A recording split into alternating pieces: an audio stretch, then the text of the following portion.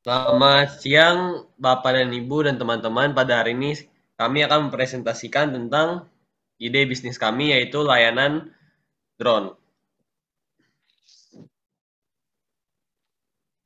Lanjut.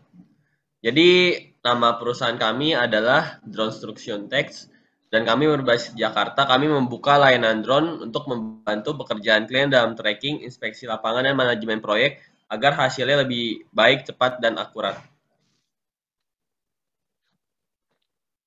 Jadi visi kami yaitu membantu klien di Indonesia dalam menunjang aktivitas proyek sehingga menjadi efektif, efisien, akurat, instan, dan lebih terjangkau. Untuk misi kami ada tiga yaitu pertama, kami akan memberikan layanan konsultasi kepada klien secara gratis. Kedua, lalu kami akan membantu pekerjaan klien sampai tuntas. Ketiga, akan ada garansi apabila klien tidak puas. Jadi sejarahnya yaitu perusahaan ini dibangun pada tahun 2022 berlokasi di Universitas Podomoro, mata kuliah Construction Entrepreneurship and Business Management. Jadi tujuan kami itu membangun proyek dengan basis teknologi, apalagi zaman sekarang kan apa-apa sudah menggunakan teknologi. Lalu untuk value-nya ada 5 yaitu pertama integritas, kedua inovasi, ketiga kerjasama, keempat kepercayaan, 5 kemitraan. Tujuan kami yaitu kami menggunakan eh, 5 5 yaitu pertama spesifik, yaitu kami akan memperkenalkan jasa dan mendapatkan kepercayaan klien. Lalu kedua measurable, kami mempunyai goals yaitu menawarkan kepada minimal 5 klien per hari, yaitu sebanyak 5% klien dari yang ditawarkan menggunakan jasa kami atau omset kami 1 miliar per tahun. Lalu attainable, promosi dari iklan, survei, kesempatan uji coba gratis selama 1 hari untuk klien relevan, yaitu promosi kepada klien yang tepat, menunjukkan keunggulan produk, menawarkan harga yang ekonomis dibandingkan tenaga konvensional. Lalu time bond, target pekerjaan untuk 1 tahun pertama setelah perusahaan merintis. Lalu selanjutnya adalah industry comparison. Perusahaan yang menyediakan jasa seperti yang Construction lakukan ini di Indonesia masih belum marak. Di mana kami temukan di Indonesia itu perusahaan serupa yaitu TerraDrone, di mana mereka menyediakan jasa pemetaan. TerraDrone juga saya lihat sudah banyak terlibat di BUMN karya dalam pembangunan pemetaan dan ranah konstruksi lainnya. Sedangkan di luar negeri sudah terdapat beberapa company atau perusahaan serupa yang menyediakan jasa drone berikut dengan pilotnya dalam proyek konstruksi. Di sini saya sebutkan 3 di antaranya, ada Adventure, ada Mirage Innovate, dan ada Multivista. Selanjutnya itu area improvement atau apa saja perlu diimprovisasi ke depannya. Pertama adalah regulasi, baik dari sisi perusahaan drone construction tech sendiri. Lalu hal yang perlu dilakukan improvisasi terlebih pada sisi automation atau device-nya, di mana sebaiknya mengikuti perkembangan teknologi agar tidak tertinggal dari kompetitor. Lalu memiliki cost efisiensi, hari kian hari cost efisiensi harus semakin terwujud. Lalu selanjutnya yang poin keempat yaitu relasi dan hubungan bisnis yang baik yang akan menunjang keberhasilan dari program kerja dari perusahaan. Lalu yang kelima adalah pemahaman oleh publik, penerimaan oleh publik itu sendiri. Next. Selanjutnya itu competitive advantages atau keunggulan yang dimiliki oleh perusahaan construction teknologi dibandingkan dengan perusahaan lain. Seperti yang tadi saya sudah sebutkan, di Indonesia sendiri masih sangat belum sering kita temukan. Salah satu yang kami temukan itu yang TerraDrone tadi. Yang pertama yaitu bersama dengan Mitrem produksi drone berkualitas dan mendukung kegiatan konstruksi dengan harganya yang jelas lebih terjangkau atau negotiable, dapat dinegosiasi. Yang kedua, memiliki tenaga kerja yang mumpuni dalam mengatur dan menggunakan sistem drone secara tepat, di mana hal ini berkaitan dengan sumber daya manusianya yang kompeten. Lalu selain kompeten, tenaga kerja juga wajib memiliki skill komunikasi yang baik, sehingga interaksi antara pihak drone construction dan pemilik proyek dapat terjalin dengan baik. Apalagi drone construction di sini akan memberikan banyak informasi-informasi yang dibutuhkan oleh klien. Lalu yang keempat, mempunyai beberapa penawaran kepada klien agar sesuai dengan budget yang dimiliki dan keinginan yang ingin diwujudkan klien. Selanjutnya yaitu berinovasi dan mengikuti perkembangan teknologi terbarukan, baik dalam device-nya maupun pilot-pilotnya, yang akan mempermudah pekerjaan proyek. Selanjutnya melakukan riset pasar secara real-time dan akurat, sehingga menghindari dari ketertinggalan, terutama di bidang teknologinya. Lalu yang terakhir, menerima masukan dan kritikan dari klien-klien untuk menciptakan perusahaan yang lebih baik lagi ke depannya. Lalu ini adalah organization chart, di mana sebagai Chief Executive Officer-nya atau CEO-nya ada Clifford, General Manager-nya ada Stephanie, lalu di bawah Stephanie ada 3 kedudukan. Yang pertama Finance and Admin, ada Kak Dian Septaria, Marketing and Promotion saya sendiri, Ben Asitorus, dan Research and Development atau R&D and Trainer-nya itu Vido Chandra. Lalu lanjut ke marketing plan and strategies. Jadi konsep perusahaan kita ini tuh menyediakan layanan drone untuk membantu pekerjaan klien di proyek. Jadi terkait pemetaan, memonitor perkembangan proyek, sama menggambarkan visual proyek dengan jelas, memudahkan komunikasi dan kolaborasi, serta menjadikan alat marketing yang baik. Nah, layanan ini itu bisa diberikan secara langsung ke klien di lapangan, baik hanya layanan drone saja atau ada operatornya. Dan harga yang ditawarkan itu tergantung pada waktu pemakaian, lokasi, include operatornya, pilotnya atau enggak, dan jenis drone yang dipakai. Kemudian strategi pemasaran dari perusahaan kami itu pertama dari riset market. Nah, riset market itu melihat potensi dari target market, menentukan lokasi yang paling tepat dan tinggi pengunjung, serta melihat kompetitor lainnya dari bisnis ini. Lalu yang kedua itu melakukan branding dari layanan ini, dengan berdiskusi dengan seluruh tim untuk menentukan branding seperti apa yang diinginkan mengenai layanan tersebut. Kemudian tidak lupa juga menawarkan paket layanan yang kami sediakan dan tampilan dari usaha itu sendiri. Kemudian ketiga itu membuat soft opening. Nah, soft opening itu dilakukan untuk mengetahui minat serta antusias klien di lapangan. Kemudian soft opening ini dilakukan untuk memberikan harga promo dari paket layanan serta memberikan uji coba gratis kepada klien. Lalu yang terakhir itu membuat website dan sosial media. Nah, membuat website dan akun sosial media yang sesuai dengan minat dan sasaran pasar, seperti contohnya TikTok sama Instagram. Dan tidak lupa juga menentukan dan menyiapkan konten yang ditampilkan. Dan tidak hanya menjual layanan saja, tapi juga ada edukasi kayak blog-blog gitu, itu di website. Kemudian target pemasarannya itu menawarkan layanan kepada klien yang bekerja di proyek atau lapangan maupun yang ada di tim marketing. Kemudian kedua itu mendapatkan respon positif saat openingnya.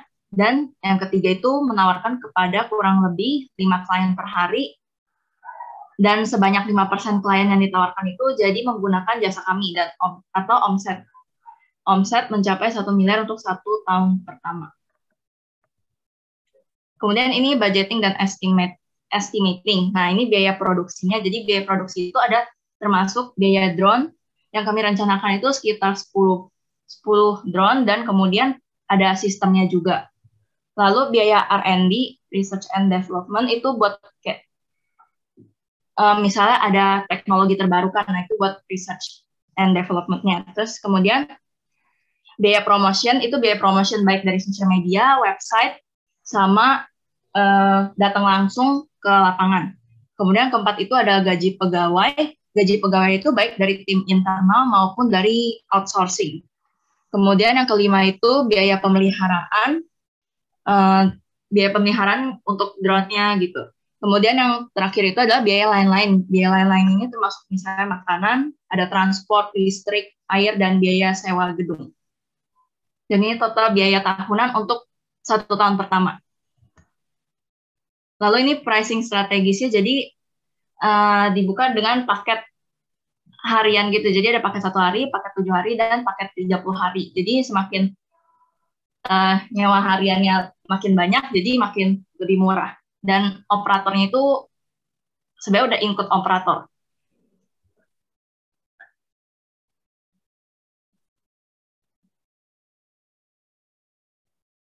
Video di mana?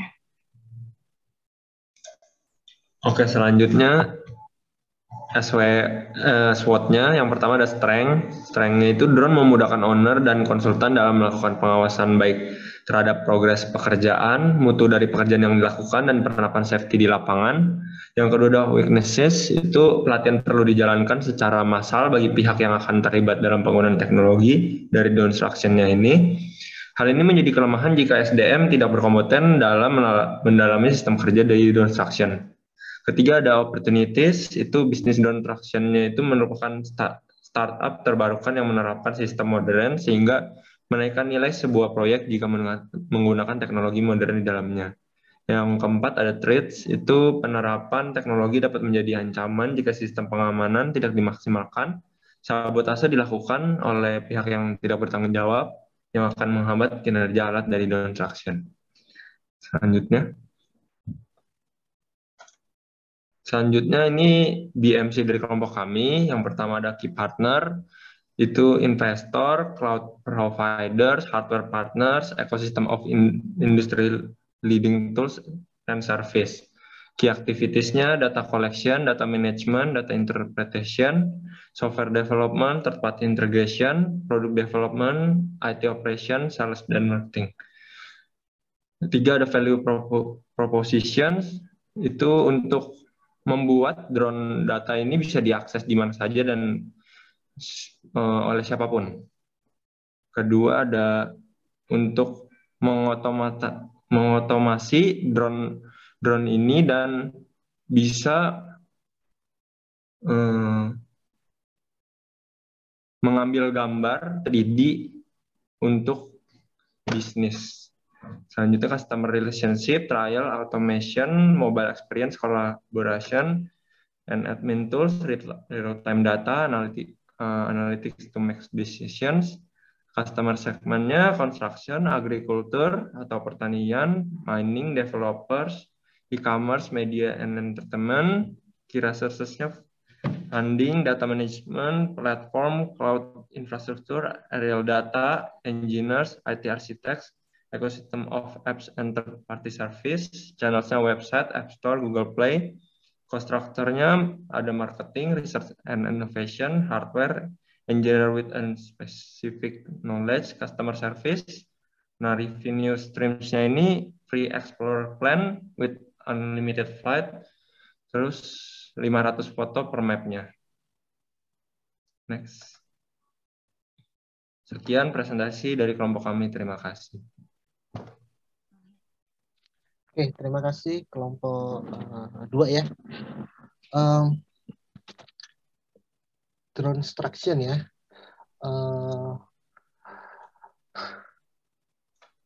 Sebenarnya sih kalau dari saya pribadi ya, ini sebenarnya gagasannya menarik ya, menarik.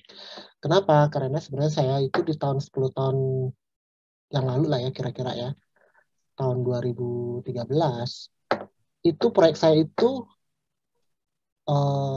termasuk proyek pertama yang menggunakan drone ya, teknologi drone untuk mengambil gambar aerial ya, gambar udara dari proyek yang kami bangun gitu kan ya.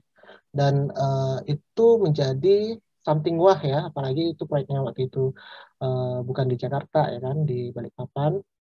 Itu menjadi something yang wah ya ketika kita mempresent ya ke owner ya, kepada employer kita, wah seperti ini loh, dan mereka wah ini oke ya, bagus ya ini ya. Dan kalian tahu bayarnya berapa waktu itu? Sekali ambil itu 3 juta lebih ya, hampir 4 juta gitu kan ya. Itu tahun 2013-an lah ya, 2013-an. Nah, maksud saya ke depan ini kan teknologi drone itu menjadi semakin murah gitu loh. Dan drone yang dulunya itu susah sekali ditemukan, waktu itu juga mereka yang menerbangkan drone-nya itu bukan something company ya, karena sepertinya kalau company itu masih jarang ya waktu itu. Sekarang ini menjadi semakin banyak ya pesaing gitu kan ya. Sehingga teknologi yang dulunya mungkin kita perlu bayar 3,5 juta, ini tadi kalian cost-nya itu berapa? Paketnya 2 juta per hari. 2 juta. Menurut saya itu masih mahal. Itu dari mana hitungannya? Coba nih. Siapa ya? Bernard kali. Itu hitungannya 2 juta dari mana ya? Kok bisa ke angka 2 juta gitu loh. Karena menurut saya sekarang ini semakin banyak ya. Apalagi drone itu sudah, kalau kalian ke mall-mall itu udah banyak ya yang jual drone ya. Dulu mah jarang sekali, sekarang mah udah banyak sekali drone dengan segala tipe dan range harga yang sangat beragam gitu loh. Pak, maaf, itu Jadi saya yang buat soalnya. siapa yang buat? Saya Stefani. survei. Stefani ya. Nah itu kenapa alasan kamu menetapkan harga 2 juta gitu loh? Karena Saya survei sih. Gimana? Iya Pak, lanjut dulu Pak. Karena kan kamu harusnya ya melihat dulu ya, pesaing harga pesaing itu berapa sekarang gitu kan ya. Kalau dulu memang jarang ya, seberapa mahal pun ya kita ambil gitu loh. Tapi sekarang ini kan sudah banyak tuh, apalagi ya sekarang ini drone juga dipakai untuk pemotretan wedding ya. Sudah banyak sebenarnya untuk sehingga persaingan saya menjadi ragu untuk harga kalian itu bisa bersaing atau tidak gitu loh. Gimana? Saya sih survei di internet sih Pak. Jadi kayak ada mereka bukanya tuh sebenarnya sehari, cuman dihitungnya kayak beberapa jam, mungkin 4 jam, 5 jam gitu. Tapi dia di harga 1,5 gitu, 1,2 sampai 1,5 sih Pak. Saya ada cari di 2 Nah itu website. mereka kan lebih murah tuh ya. Itu berarti kan dari tahun saya itu tahun 2013, sekarang 2022 ya 10 tahun lah ya kira-kira ya. Itu mengalami penurunan ya. Karena ya tadi saya bilang kan ya, teknologinya semakin murah dan mudah ditemukan, kok kalian malah menawarkan dengan harga yang lebih tinggi gitu loh. Sebenarnya sih saya ada includein kayak transport gitu Pak. Kok kan proyek kan nggak cuma di Jakarta aja kan ya Pak. Jadi kayak misalnya mau di luar, lebih ke Jawa sih. Jadi itu ada include sama biaya transport sama kayak biaya, kalau misalnya pakai operator, biaya makannya gitu Pak. Malah jadi terlalu murah nggak? Kalau misalnya katakanlah, ini mohon maaf sedikit potong Pak Hansen. Katakanlah saya misalnya perusahaan saya di Semarang, saya bayar sama berarti dengan perusahaannya Pak Hansen di Jakarta. Padahal orangnya di Semarang, ya saya cari harus aja ada yang Semarang. harus ada nginep. Saya untung Pak Hansen yang nggak Sebenarnya untung. sih ya kalau itu sebenarnya sih ya salah satu keunggulan kalian mungkin ya, kalian bisa menyampaikan kalian akan berbasis di mana-mana nih ya kan, karena kan sebenarnya tuh nggak butuh tim yang besar ya untuk mengoperate sebuah drone gitu kan ya. Nah, tapi mungkin kalian bisa kemudian membuat company kalian ini hadir ada di mana-mana ya, sehingga proyek kalian itu bisa di mana-mana ya, bisa di Jakarta, di Semarang, di Balikpapan gitu kan ya. Dan itu punya area jadi area operasi yang besar gitu loh, dan tetap dengan cara struktur cost yang ramping gitu ya, karena kan untuk mengoperasikan drone itu tidak perlu tim yang besar gitu kan ya. Ya nggak sih? Kalau kalian punya proyek ya di mana menghitung transport, menghitung itu ya silakan ya. Tapi kan tentu tidak yang lain juga sama, mereka juga sama gitu loh. Perusahaan company yang lain juga tentu sudah memperhitungkan hal-hal seperti itu gitu kan ya. Jadi maksud saya, cobalah dipikirkan terkait dengan tadi detailing. Kalian mau membuat tadi cost budgeting ya, dan revenue untuk estimatingnya itu boleh-boleh aja ya seperti tadi ya, karena dalam bentuk PPT. Tapi kalian perlu detailingnya ya, file terpisah, detail itu dari mana gitu loh, dapat angka segitu tuh kenapa gitu kan ya. Dan apakah akan menjadi break even point gitu kan ya. Seperti itu. Kemudian mungkin keunggulan ya, ini lain nih, service-nya ya. Tadi kalian menyampaikan service kalian itu kan ya drone ya. Nah ini sebenarnya drone itu kalian bisa menjadi sebuah company yang fokus di proyek konstruksi ya kan. Makanya kalian kan bilang drone station gitu ya. Nah tapi apa nih service-nya yang akan kalian berikan? Kalau saya pribadi menyarankan, sampai saat ini sepertinya belum ada company ya yang mengoperate drone yang memberikan service berupa monitoring progress proyek secara berkala. Ya. Artinya apa? Kalau cuma hanya untuk foto-foto ya itu kan something yang sewaktu-waktu lah ya.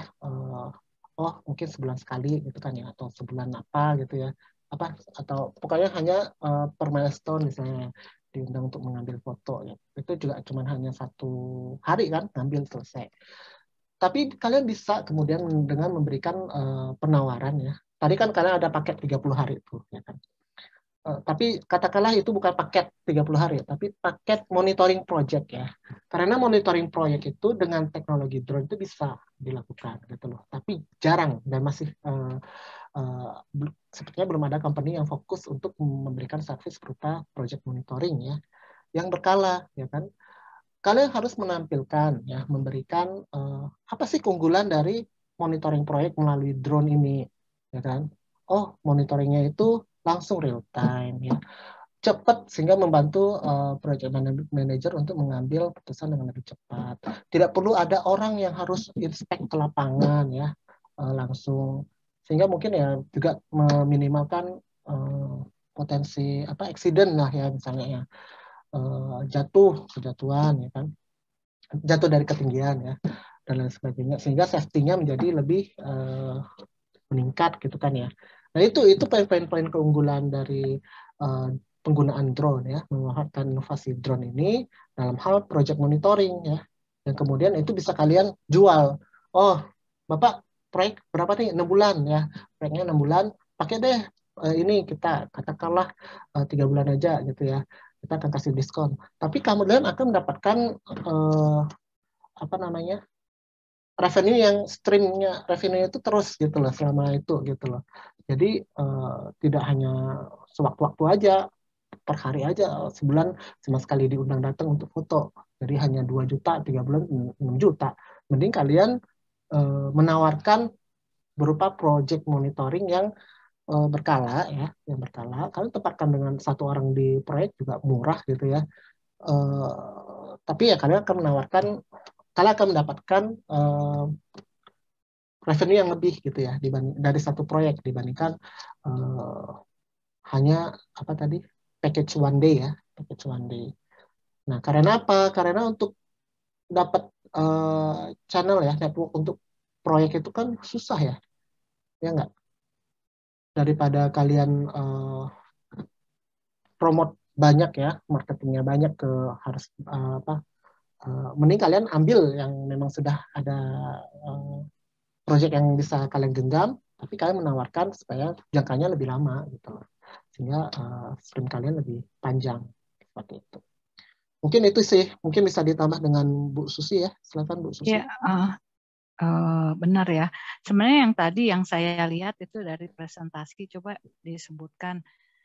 Saya nggak, drone itu lebih kepada foto ya kalau saya lihat gitu. Saya kira tadi di awal ketika bicaranya drone construction lah ya apa namanya, itu saya tuh berpikir kan tadi pemetaan ya. Pemetaan itu kan tidak cukup gitu, hanya foto gitu ya. Makanya murah. Nggak apa-apa kalau cuma foto murah, iya benar. Tapi kalau pemetaan, bagaimana data itu kalian olah menjadi data katakanlah ya peta gitu ya, ada konturnya dan lain sebagainya. Itu kok saya nggak lihat ya gitu. Coba ada nggak sih sebenarnya melakukan itu? Coba share lagi yang tadi.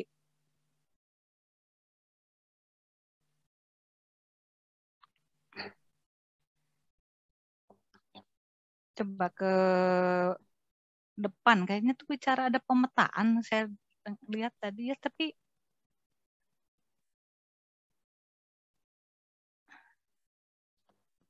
ini Bu. Ya pemetaan. Oke. Nah jadi sekarang mungkin pertanyaan saya, ini perusahaan drone ini khusus untuk foto atau pemetaan? Bisa pilih sih Bu sebenarnya, jadi tergantung kan paketnya harian gitu kan Bu planningnya. Nah mereka tuh bisa pakai mau buat pemetaan atau buat cuman gambar aja bisa gitu.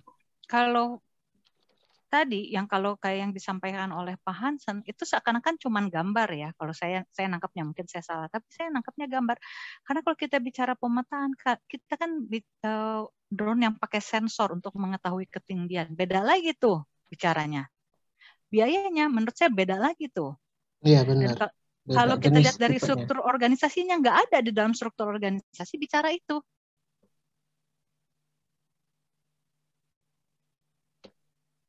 Struktur organisasinya adalah ada finance, ada marketing, ada R&D, tapi pelaksananya mana nih? Operasional, direktur operasional. Iya, Itu Vido yang trainernya gitu, Bu.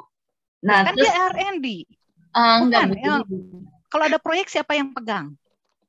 Operasional harusnya ya namanya ya.